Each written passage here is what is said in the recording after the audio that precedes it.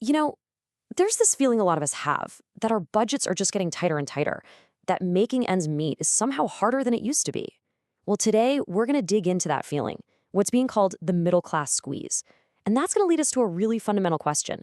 When we talk about a fair economy, who is actually paying for it?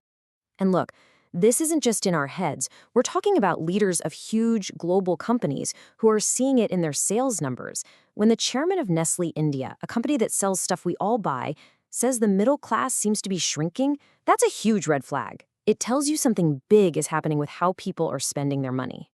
And it's not just in one country, not by a long shot. The OECD, which keeps tabs on developed economies, put a number on it. And it's a pretty shocking one. 1 out of every 2. Just let that sink in for a second. That's right, 1 out of 2 middle-income households is struggling to manage their finances. So this squeeze, it's not just a feeling, it's a documented global thing. Which, of course, brings us to the big question. Why? What's going on here? Well, the most obvious answer, the one we're all feeling right now, is inflation. It's like this invisible force that just eats away at the value of your money. And lately, it has been taking a serious bite out of household budgets. And this is why it feels so much worse than the numbers you hear on the news. You might hear the headline inflation rate is, say, 5%, but then you look at what you actually have to buy, like food, and that's gone up by over 8%. That gap right there, that's the pinch you feel every time you go to the grocery store. So what do people do?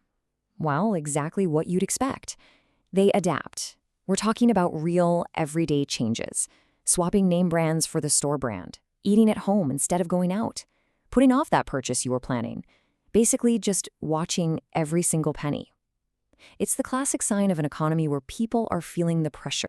Okay, so when people are feeling squeezed like this, governments usually reach for a tried-and-true tool from their toolkit, and that is, of course, the tax break.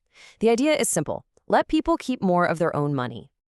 And these breaks can look like a lot of different things, usually aimed right at middle-class families. You've probably heard of them. A bigger child tax credit, deductions for the interest you pay on student loans, maybe even breaks for overtime pay. The goal is always the same, though, to give you some breathing room.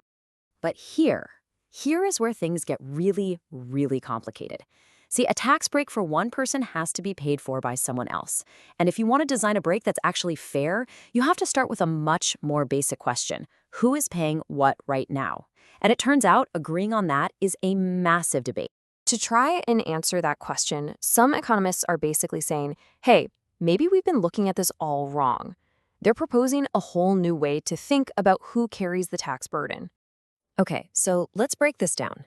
The old way of doing this involved a lot of, well, guesswork. Economists would try to figure out who ultimately feels the pain of a tax. Like, if a company pays a tax, do they pass it on to workers with lower wages? It's all based on assumptions.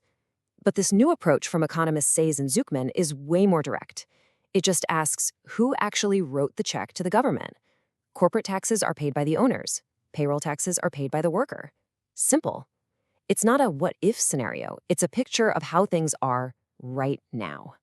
And what's so wild is that when you use this simpler, more direct method to look back at the history of our tax system, the story it tells is absolutely stunning. It really turns a lot of what we thought we knew on its head. So let's take a look. Let's see what this new way of analyzing the numbers tells us about who has really been paying taxes in the US for the last 70 years. So what you're looking at here is the effective tax rate for the top 1% of earners. That's all their taxes, federal, state, local, as a percentage of their total income. And wow, back in the 1950s, it was about 50%, half their income. By the 70s, it was down to 45. Fast forward to 2021, and it's down to 32%. That is a huge, decades-long drop. Which leads to the obvious question, right? What in the world happened? What kind of policy could cause a change that big over that long a period of time? Now, your first guess might be cuts to the top income tax rates we always hear about, but that's not the main story here. The single biggest factor, according to this analysis, was the corporate tax. Let's just zoom in on the top 0.1% back in the 1950s. Look at this. The corporate tax was the single biggest tax they paid. It accounted for something like 35% of their income. Their individual income tax was actually smaller, at around 20%. So back then, the corporate tax was the main tool for taxing the wealthiest people at a high rate. But today, that whole picture is flipped.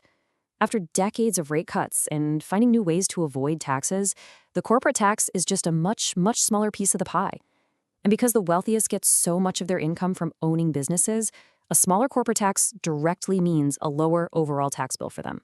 And that brings us all the way back to the beginning. The middle class squeeze is real, and the main solution governments use, tax breaks, is wrapped up in this huge debate over who should be paying in the first place. So if our very understanding of fairness is changing, it leaves us with a pretty massive question. How do we build a tax system that actually works for everyone? One that doesn't stretch the backbone of our economy, the middle class, to its breaking point?